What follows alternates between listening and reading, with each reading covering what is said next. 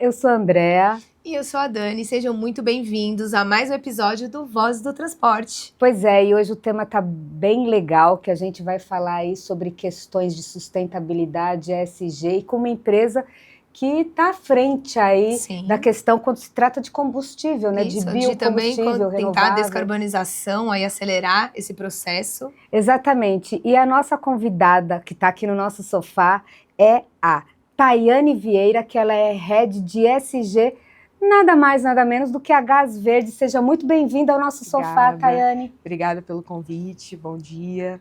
Eu sou a Tayane Vieira, sou Head de Sustentabilidade, né, ESG da Gás Verde.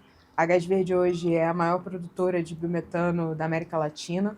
A gente produz esse biocombustível, que eu já vou explicar basicamente o que é, mas em 6 estados do Brasil.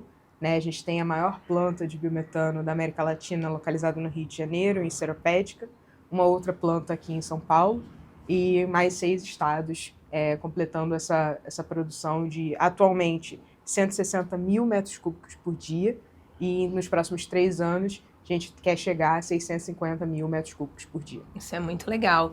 O biometano hoje é uma grande aposta, é uma grande aposta mesmo para acelerar esse processo de descarbonização. Você concorda com isso? Por que você acredita nisso? Dando um passo atrás, né, o que é o biometano?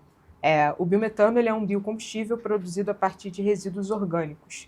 Então, no Brasil, por a gente ter uma dimensão continental, a gente tem um potencial muito grande, principalmente pelo agronegócio. E aí eu estou falando de quaisquer resíduos que possam ser gerados na indústria de cana-de-açúcar, por exemplo, onde o Brasil é muito forte, mas também nos resíduos sólidos urbanos, que são os resíduos que a gente gera nas nossas casas, nas cidades, e que vão para os aterros sanitários. Inicialmente, isso era um passivo ambiental, ou seja, ninguém sabia o que fazer com esse resíduo gerado pelo agronegócio ou pelas cidades. E aí, com o avanço das tecnologias, a gente entendeu que a melhor forma de aproveitamento era da geração de energia a partir desse resíduo orgânico. Então, a Gás Verde hoje ela é a maior produtora de biometano da América Latina, mas também é focada nos RSU, que são esses resíduos sólidos urbanos. A gente trabalha exclusivamente com aterros sanitários no momento, e esse biocombustível ele é tão interessante que ele é capaz de substituir diversos combustíveis fósseis. Então, a gente está falando aqui do gás natural, por exemplo, o diesel, o próprio GLP e outras fontes, carvão, né, extremamente nocivas à saúde e também ao aquecimento global. E com o uso desse combustível, a gente consegue reduzir em mais de 99% as emissões de gases de efeito estufa. E qual que é a principal diferença do biometano para o gás natural, por exemplo? Na sua aplicação, acho que esse é o mais interessante, diferença nenhuma. A gente é regulado pela ANP, então, para ele ser produzido, o lixo que a gente produz aqui nas nossas casas, nas cidades, ele é transportado até os aterros sanitários. No aterro, ele tem um sistema de captação do biogás gerado pela decomposição da matéria orgânica que foi depositada ali, e aí esse sistema de captação leva a nossa planta de biometano, onde esse biogás é purificado e é elevado a um grau, que é estabelecido pela agência reguladora, e em que ele tem que ter pelo menos 95% de metano. Então, só para vocês terem uma ideia, o metano ele é um gás 25 vezes mais poluente do que o CO2. Então, esse biocombustível ele também endereça esse problema de um gás que é extremamente nocivo e mais até do que impactante do que o CO2. Então, ele é intercambiável com gás natural. O que isso significa, né? A ANP permite que você injete, por exemplo, esse biometano no gasoduto, na nossa malha de transporte, ou entregue para alguma indústria, e aqui no caso, né, das frotas, substituindo tanto no seu motor, que ele tem que ser utilizado GNV, você pode utilizar tanto o gás natural quanto o biometano sem problema nenhum e sem diferença na utilização. E, Tayane, exatamente essa aplicação desse combustível é a mesma que hoje você vê no gás fóssil. Né? Então você pode tanto abastecer o transporte, né, como a indústria, o setor automotivo, é isso? É exatamente isso. Quando a gente fala da indústria, a gente tem um perfil de empresas que muitas vezes são multinacionais e que têm metas de descarbonização europeias, que são muito mais fortes, né, são as mais fortes do mundo. Então elas veem no Brasil um grande potencial de descarbonização das suas filiais e de alcançar essas metas de alguma forma. No caso da frota, o mais interessante é que a gente pode substituir o diesel, que é um combustível mais poluente Exato. do que o gás natural e que o Brasil é extremamente dependente pelo tamanho que tem. Então, a gente enxerga que o biometano ele tem essa variedade de aplicações, tanto para a indústria pesada da frota, quanto para a indústria multinacional, que precisa descarbonizar internamente. E também tem a vantagem de o biometano ainda ser mais limpo, justamente pela sua produção, origem, que já com, digamos, insumos já existentes, né? Por isso que ele se torna 99% mais Exatamente. limpo, digamos assim. Recentemente, a Prefeitura de São Paulo também anunciou aí que é o incentivo ao uso do biometano, né, na frota. E a gente sabe que São Paulo, nesse sentido, puxa aí o resto do país. Quando se falou em eletrificação, que São Paulo seria uma frota 100% elétrica, puxou para outros municípios, até menores, e agora o biometano. Como a Gás Verde, produtora, recebe essa notícia? E eu queria que você falasse um pouco a respeito disso e como isso pode impactar o uso do combustível no resto do país. Tá. Acho que antes de falar dessa ação super importante de São Paulo, a gente tem que falar da Lei do Combustível do Futuro. Sim, né? que é importante foi aprovada no ano passado, uma lei federal. Então, pela hierarquia das políticas públicas, né, esse é o nosso grande guarda-chuva de políticas dos próximos anos. Então, a Lei do Combustível do Futuro, basicamente, para quem não conhece, estabelece um mandato onde o biometano foi instituído ali como combustível para descarbonizar o setor de óleo e gás. Então, de 2026 para frente, todas as produtoras e importadoras de gás natural no Brasil vão precisar comprar de 1 a 10% dos seus volumes consumidos de gás fóssil em biometano ou no certificado de garantia de origem do biometano. Então, isso já para a gente é uma forma muito importante de ver o avanço do setor e a gente está vendo essa política de São Paulo como um desdobramento dessa lei. Uhum. Então, São Paulo, naturalmente, né, o principal estado, né, e cidade do país para poder guiar e ramificar essa política pública. A parte dos ônibus é algo que a gente vê com muitos bons olhos, porque aí a gente consegue chegar no consumidor final. Então, quando a gente fala da frota pesada, eu, pelo menos, já tenho amigos e familiares que vêm na estrada ônibus movidos, ou caminhões movidos a biometano, tiram foto e me enviam. Então, a gente acredita que isso, com os ônibus, a gente chega no consumidor final, no passageiro, que vai conseguir ver que não é apenas o ônibus elétrico que é a solução para a descarbonização. E aí, acho que um conceito fundamental da gente ter é da análise de ciclo de vida. O que é isso, né? São as emissões desde a produção até o descarte final de um produto. E quando você pega o elétrico com o biometano tem uma redução muito maior, porque o elétrico ainda tem aquela questão de ser produzido fora, de não ser uma tecnologia 100% nacional, de ter o problema do descarte. Elas são fontes complementares que a gente entende que podem ser utilizadas na maior cidade do país sem o menor problema, e essa política é muito bem vista, tá, para o futuro do biometano. Vendo todas essas vantagens, vamos dizer assim, do biometano, até pelo Brasil ser um grande produtor, enfim, quais são ainda as dificuldades ou empecilhos para que isso seja ainda maior dentro da frota, dentro das empresas, enfim? Acho que quando a gente separa esses clientes, né, possíveis clientes do biometano, a gente está falando principalmente numa indústria, né, que precisa ali descarbonizar e demonstrar isso para a matriz europeia. Então, aqui a gente está falando muito da utilização do biometano e do reporte internacional. Então, aqui a gente esbarra em alguns desafios de comprovar que no Brasil a gente tem uma governança e a lei do combustível do futuro ajuda muito nisso, né? A gente conversa com as matrizes europeias já falando, tem uma lei aqui que deu essa credibilidade para o biometano, né? Então, vocês estão fazendo algo que está super alinhado com uma política nacional. Quando a gente fala de frota, a gente tem o desafio dos pontos de abastecimento. A gente sabe que é uma questão logística, da gente conseguir atender com o biometano. E aí, nesse sentido, a gente tem o case com a L'Oréal, que foi muito emblemático para o país, especialmente em termos regulatórios, né? Onde a gente lançou o primeiro ponto de abastecimento dedicado de biometano para uma empresa privada, né? Primeira vez que isso foi regulado pela ANP. Então, fica aqui em Jarinu, em São Paulo, 100% da frota inbound da L'Oréal está sendo abastecida de biometano, funcionando, reportando com emissões lá fora com redução de emissões lá fora e sendo bem absorvido, e que a gente precisa de mais cases como esse, né? A lei ajuda muito, mas os cases a gente vê que tem muita satisfação quando o cliente vê algo funcionando.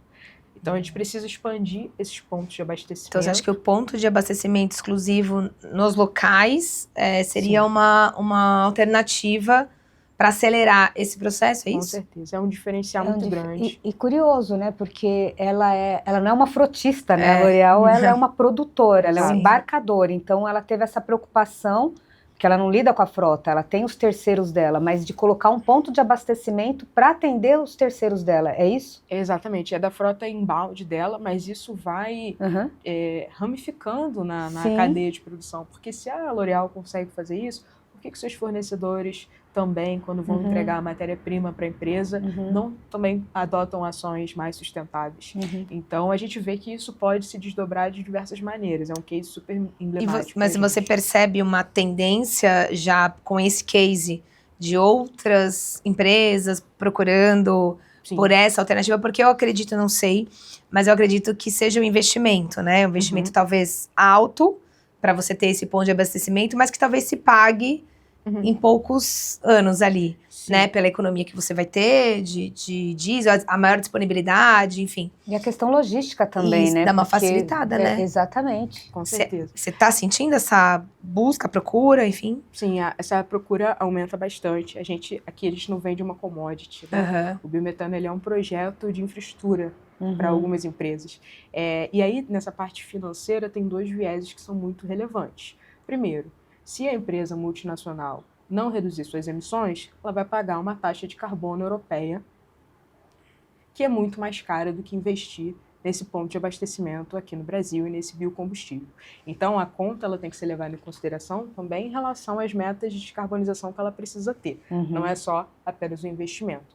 E o segundo ponto é para o fornecedor dessa multinacional de, daqui a pouco, conseguir entrar em licitações de empresas multinacionais dizendo, olha, eu descarbonizei aqui na minha frota logística, eu estou abastecendo com biometano, por que eu tenho que passar pela licitação? Como é que eu posso ter uma vantagem competitiva em relação aos outros fornecedores de grandes empresas multinacionais? Então, essa parte financeira, a gente está vendo que no mercado está sendo desenhado de forma mais criativa e muito voltada para a descarbonização, não só pela parte financeira do investimento por si só. Tayane, hoje você consegue mensurar aí, na produção do biometano, da Gás Verde, quanto vai para o setor de transporte, digamos assim, o quanto vai para a indústria? Hoje a gente tem a maioria ainda voltado para a indústria, cerca de 60% a 40%, mas esse volume está sendo desenhado na medida em que, como eu mencionei no começo, a gente tem 2 plantas de biometano em operação e outras plantas hoje funcionando para biogás, a partir da geração de energia elétrica, sendo convertidas para biometano. Então, a gente está falando de outros estados, por exemplo, Maranhão, Pernambuco, Bahia. A realidade ali é muito puxada pelo transporte e por algumas indústrias que não têm opção de descarbonização, quando você está falando de Nordeste e algumas regiões mais isoladas. Então, a gente acredita internamente que essa proporção vai ser muito definida de acordo com os próximos anos e, claro, o pano de fundo da lei do combustível do futuro, né? Agora a gente tem um mercado que a gente chama de regulado, que são as produtoras e importadoras de gás natural, e um mercado voluntário.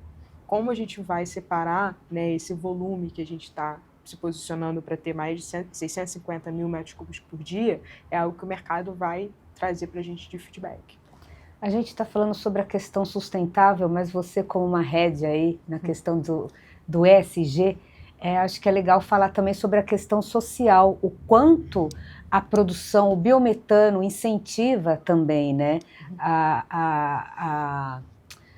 Como fala, pessoas que fazem essa produção, às vezes aqui em São Paulo tem os aterros nas capitais, né? Não é só São Paulo, grandes capitais. Então eu queria que você falasse também dos benefícios sociais que a produção do biometano traz também para nós quanto sociedade. O biometano, eu costumo fazer a analogia que ele endereça 3 pontos, tá? E principalmente o biometano a partir de resíduos sólidos urbanos. Primeiro é o mais simples, né, que é a segurança energética. O Brasil hoje importa diesel Então, a gente tem uma tecnologia aqui 100% nacional, com previsibilidade de custos, sem ficar dependente dessas variações cambiais externas que a gente hoje está sujeito no Brasil, e isso com certeza gera emprego dentro de casa. Então, isso é uma relação que é muito importante. A segunda é a segurança climática, da gente conseguir atingir as nossas metas de descarbonização enquanto país, das empresas, e obviamente a gente conseguir reportar isso lá fora, se posicionar como um país que se preocupa. E a terceira, que para mim entra muito no viés social, é que quando você está falando de biometano, você necessariamente está falando de segurança alimentar. Então, o resíduo que você gera nas cidades, que vai para os aterros sanitários, que ficaria lá se decompondo por anos, sem nenhum aproveitamento energético, ele é um resíduo que ele pode ter uma solução melhor de economia circular. E quando a gente trata, né, do resíduo, da economia circular como um todo, você está falando aqui de um agronegócio mais forte, né? Você está falando de uma cidade melhor estruturada, né? Uma cidade mais limpa, mais limpa, estruturada. Os nossos resíduos gerados dentro de casa, né, como consumidor, pessoa física mesmo, estarem sendo endereçados de uma forma melhor, reduzindo emissões na outra ponta. Então, ele tem esse poder que, arrisco dizer que nenhuma outra tecnologia de biocombustível endereça tantos problemas que são tão caros para a gente enquanto sociedade, tá? E você enxerga qual é ainda a dúvida, por exemplo, dos clientes, assim, em relação a essa tecnologia? Existe ainda, não sei, talvez uma falta de informação que de repente leva a alguns conceitos errados? E quais são eles, assim, os mais presentes que você ainda observa, que precisam ser melhores trabalhados, assim, para que essa tecnologia realmente... Eu acho que o primeiro ponto é o conceito do gás do lixo, que era algo muito forte há 10 anos, né? E a gente estava vendo que realmente falavam do biometano como o gás do lixo. E aí a ANP, né, a agência reguladora, teve um papel importantíssimo de fazer a regulação desse biocombustível, e a gente precisa desmistificar isso em alguns pontos com os clientes, para dizer, a gente tem aqui uma lista de procedimentos que a gente precisa fazer e uma lista regulatória que eu não posso vender um biometano que não esteja naquele padrão de qualidade da ANP. Então, ele é um gás que, sim, ele vem do lixo, ele vem do resíduo orgânico, mas ele é purificado. Então, essa ideia dele ser um biocombustível tão purificado e tão presente para a gente conseguir comercializar é algo que é um ponto. E o segundo, que, de verdade, assim, eu recebi algumas mensagens, já falo com os amigos familiares, o que é o biometano há alguns anos, mas nada se compara a sair a lei do combustível do futuro e a quantidade de mensagens que eu recebi de, nossa, esse aqui então é o biometano, é o tal do combustível do futuro. Então a gente acredita que o poder da educação, mas da divulgação por parte do poder público, né, está sendo muito relevante. As dúvidas estão sendo sanadas de uma forma muito mais rápida. Toda vez que eles perguntam, falar aqui está a lei. Esse aqui é o biometano, é o combustível que a gente está comentando. E ele é regulado, e ele é propagado pelo poder público, né? São Paulo, pelo governo federal. Então, isso está trazendo um benefício muito grande. Então, a gente acredita que agora porque, na verdade, ele passa por muitos processos, né? Mas aí também, não sei, existe já, agora falando um pouco de algum produtor, sei lá, dependente, que não passa por essa estrutura, existe essa possibilidade? Para você chamar de biometano, você não pode ser chamado de biometano se não passou por todo o padrão de qualidade da agência reguladora e das agências estaduais e municipais de meio ambiente. Então, passa por toda uma parte assim, rigorosa da gente atender todas as licenças e para ser realmente intercambiável com o gás natural. E ele tem todo um certificado. Eu digo porque assim, né? Hoje em dia o diesel é adulterado. Exatamente. Existe adulteração de várias.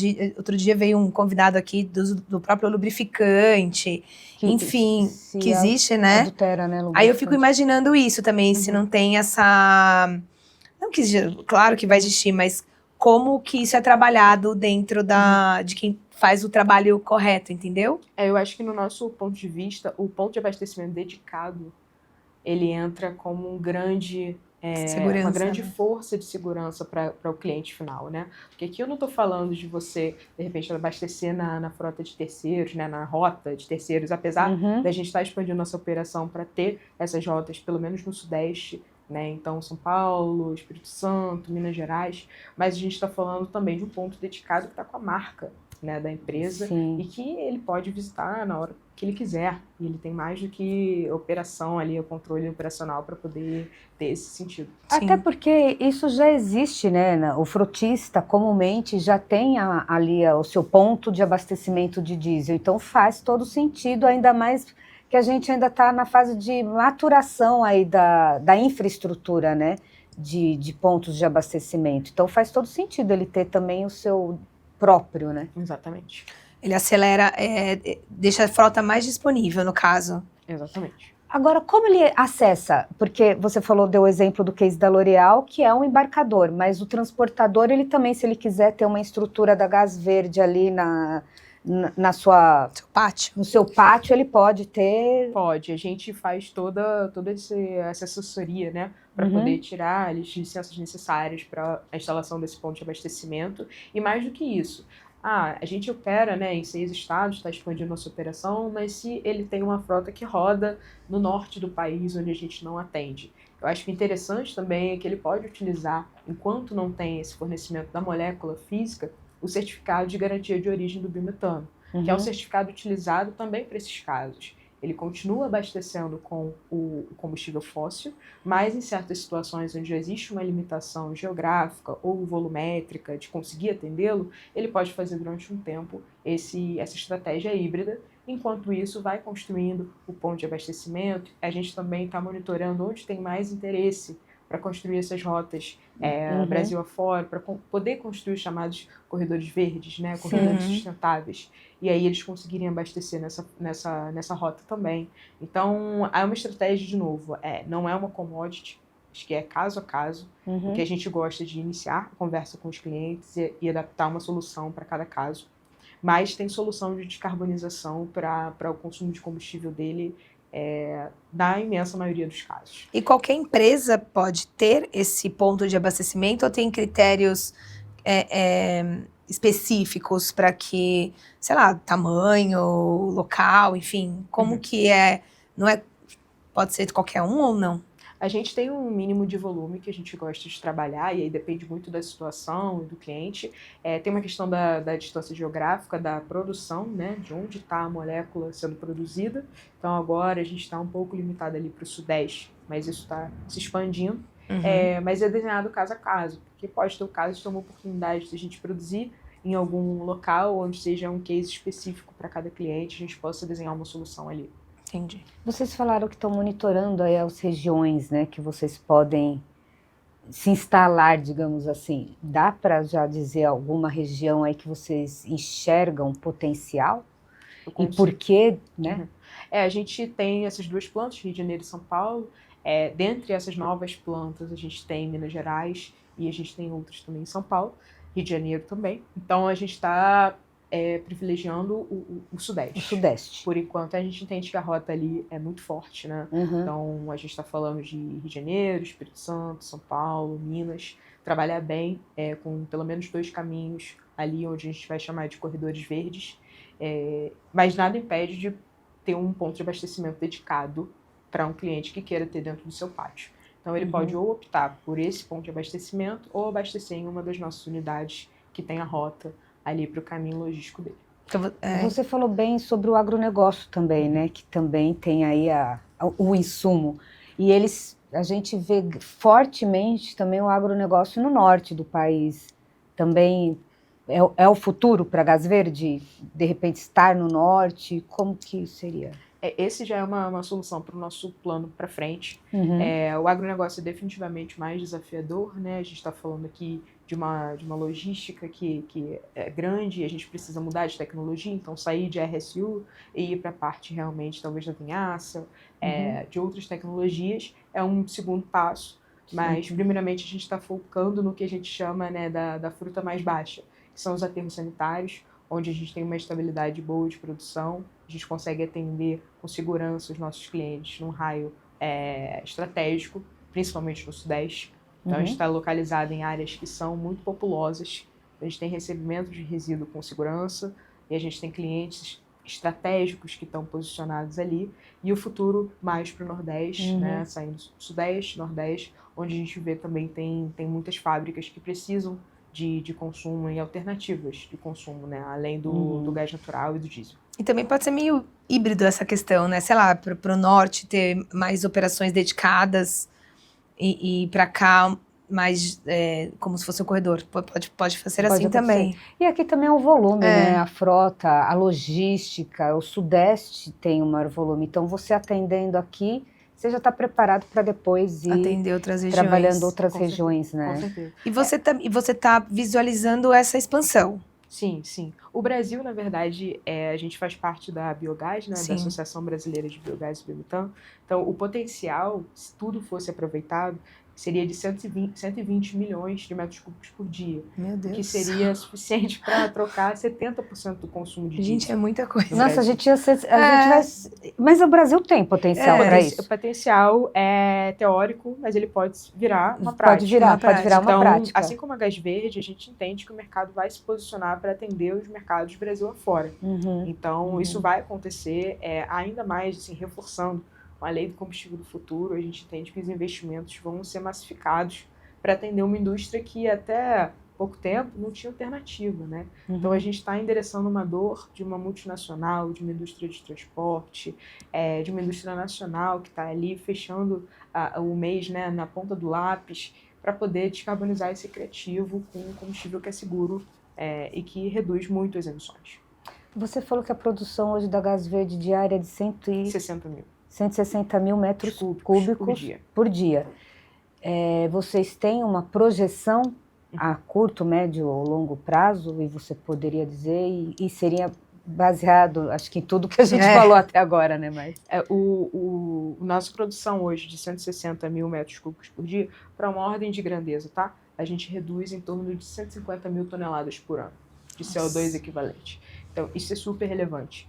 Nos próximos 3 anos, a gente está planejando chegar a 650 mil metros cúbicos Nos por próximos dia. 3 anos? Até Nossa, 2028. É bastante. Então, tipo triplicar a meta. Muito mais. Exatamente. Eu não sou da matemática, mas a gente sabe o básico. É mais do que triplicar. A gente está falando aqui de Caramba. chegar em 4 vezes esse valor e, consequentemente, a redução das emissões aumentando exponencialmente. Então, minha expectativa é que a gente consiga passar 500 mil de toneladas de CO2 equivalentes reduzidas até 2028. E você está baseando essa expectativa mega positiva nas leis que estão surgindo, também na falta, na mais informações sobre a segurança do biometano, é isso? Isso. A gente sabe que o mercado existe. Ele talvez precise de muito cuidado, é um mercado carente de soluções e que talvez isso leve um tempo, então a gente já está conversando com muitas empresas que estão interessadas, a gente recebe, desenha a solução para cada um, mas a gente está apostando que com a lei esse mercado vai se desenvolver mais ainda, né? Hoje a gente já atende indústrias, não só como a L'Oréal, como eu citei aqui, mas Ambev, Haleon, Vesuvius, a própria Ternium, então diversas indústrias, Saint-Gobain, de diferentes setores, né? A gente tem de siderurgia, metalurgia, até indústria de bebidas e alimentos que tem dores diferentes, cosméticos, que, né, se você parar para pensar, a indústria de cosméticos precisa descarbonizar, mas é uma indústria que tem uma pressão forte sobre isso com também, certeza. né? A gente está tendo ações mais conscientes por parte dos consumidores. A gente não escolhe mais o shampoo que testa em animais, por exemplo. Daqui a pouco vai ser, se não tiver ali uma pegada de carbono reduzida, eu não preciso comprar. É o próximo passo, produto. né? Porque recentemente também foi aprovada uma lei de que a indústria de cosméticos não pode mais, né? Exatamente. Como você disse, usar testes em animais. Então, acho que o próximo passo é que toda essa indústria Exatamente. Foi movido pelo consumidor. Exatamente. E esses consumidores finais dessas indústrias, eles estão vendo que precisam se posicionar. Então, a gente está vendo isso com muita força, é questão de tempo. Agora a gente tem um arcabouço regulatório que a gente acredita e que era necessário de ser criado para a gente conseguir expandir nossa operação da forma como a gente enxerga que seja importante. E eu acho que essas metas também internacionais, europeias, que as empresas hoje firmaram esses acordos, enfim, também estimula bastante essa urgência de soluções, né? Eu digo. E eu acho que do ponto de vista de infraestrutura também o custo é mais amigável para o biometano em relação à eletrificação. E Com a gente, certeza. imagine eletrificar um caminhão pesado, rodoviário, que parte de São Paulo, que roda 2.000 quilômetros por dia. Então, eu acho que faz muito mais sentido para o Brasil hoje, né, considerando o que é um continente, o tamanho de um continente, o biometano, né? Como eu falei, são fontes complementares, a gente viu isso na energia elétrica, está vendo isso agora no setor energético de biocombustíveis. Eu gosto de pensar na analogia que para o veículo leve, a gente teve ali o etanol, né? O etanol é um grande sucesso do Brasil, o próprio GNV em alguns estados, e o elétrico, sem dúvidas. Mas quando a gente fala da frota pesada, a gente precisa ali de combustíveis o mais próximo possível, tecnicamente, dos fósseis, né, para poder realmente cruzar grandes distâncias como a gente precisa no Brasil, com a maior autonomia possível. Então, para o veículo pesado, a gente acredita muito que o viés vai ser pelo biometano. Para os veículos leves, aí a gente está vendo a expansão que não tem como negar dos combustíveis, dos veículos elétricos. E como que você vê, quais são os pontos que você precisa ainda dar aquela melhorada daqui para frente, assim, o que está faltando ainda? Sim, eu acho que agora que a gente tem a lei do combustível do futuro, são esses desdobramentos, né, que a gente teve o exemplo de São Paulo, mas se pudesse existir nos financiamentos também, porque a gente está falando aqui de um acesso a crédito que a gente precisa, que tenha uma linha específica, a gente já tem, né, o Fundo Clima, que embarga várias iniciativas verdes do BNDES, mas aqui de realmente os juros hoje no Brasil é um grande impeditivo para o empreendedor. Então, ainda essa mais nesse momento. Ainda mais nesse momento que está super caro. Então, parte de financiamento e, obviamente, aqui a gente está falando da lei do combustível do futuro ser implementada e começar realmente a sua vigência no ano que vem.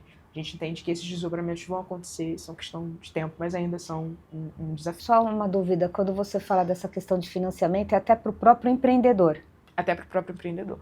Então, tanto para a cadeia do biometano como um todo, para a gente conseguir o financiamento para os equipamentos, para o ponto de abastecimento, para a produção, para o consumidor que precisa investir nisso.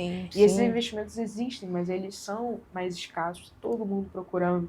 Então, a ampliação dessas linhas de financiamento seria muito importante. As juros, obviamente, bem competitivos, para a gente conseguir financiar essa estratégia que a decisão nas empresas é praticamente tomada. Eles estudam a forma de colocar isso no papel, mas a decisão muitas vezes já está tomada. Entendi. E essa lei, também acredito eu, além dela para ser também efetiva, tem que ter uma fiscalização. Quem que vai fiscalizar? E você acredita que isso vai ser possível, né? Porque a gente vê tantas leis hoje importantes aí, mas sem a fiscalização, acaba que a gente não... Faz acontecer. Esse arcabouço está desenhado para a ANP, ser a reguladora da lei, e a gente acredita muito no poder da ANP, porque ela já faz isso. Então, o que ela regulamenta hoje é toda a produção, comercialização de biometano. A agência está acostumada com os dados que a gente tem que submeter todo mês, os clientes estão acostumados com as autorizações da ANP. Então, isso vai ser algo um fluxo de ser feito bem tranquilo. Agora, a gente precisa que isso seja garantido realmente os pormenores, né? De como vai ser a implementação, para a gente ter as regras do jogo para o ano que vem. Legal. Então, isso ser estabelecido. E antes da gente fechar, só queria... que eu acho que seria legal ficar bem fixada essa questão do biometano como gás do lixo, né? Eu acho que fala um pouquinho, sei que deve ser um processo longo, mas bem rapidamente, por que não é o gás do lixo, né? Quer dizer, mostrar um pouquinho desse processo para quem está vendo a gente aqui entenda que realmente passa longe de ser um gás do lixo. Tá certo. Acho que primeiro, assim, uma planta de biometano é uma indústria. É uma indústria de purificação.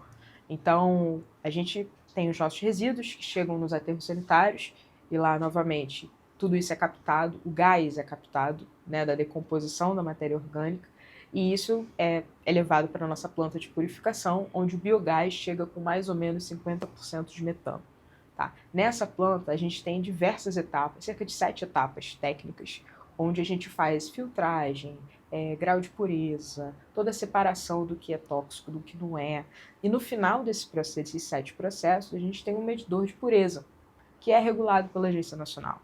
Então, nada ali que possa ser impuro e que tenha algum contaminante passa na hora da gente conseguir fazer a comercialização desse biocombustível. Então, é um biocombustível puro, ele veio da decomposição da matéria orgânica e, portanto, do lixo, mas a partir do momento que ele passa por uma indústria, que é a nossa indústria de purificação, ele é um biocombustível pronto para ser queimado na sua caldeira, para ser queimado no seu motor, da mesma forma que o gás natural. Me corrija se eu estiver errada, porque eu não sou física, química, enfim.